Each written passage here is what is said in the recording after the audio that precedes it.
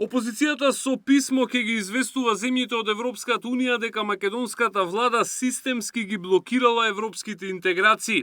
Опозицијскиот лидер ги отфрла обвинувањата за предавство на македонските национални интереси, коментирајќи дека неговата партија го зачувала јазикот и идентитетот, а внесувањето на бугарите во уставот го нарече остварување на националните интереси.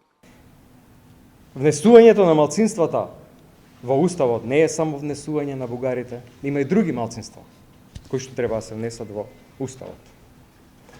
И затоа, со тој чекор, што не представува никаков ризик за нашиот национален идентитет, за нашата култура, за нашиот јазик, а тоа се уставните измени. Ние ги остваруваме националните интереси долгорочно членство во Европската Унија.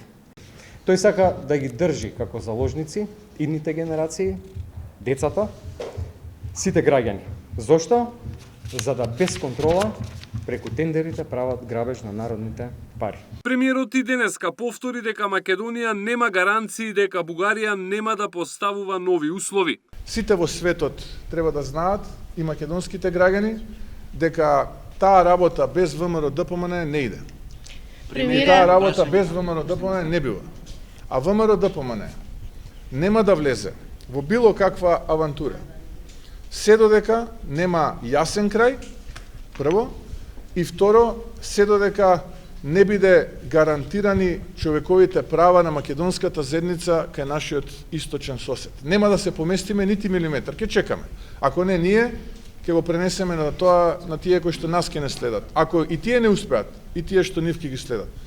Македонскиот идентитет нема простор повеќе да биде распродаван.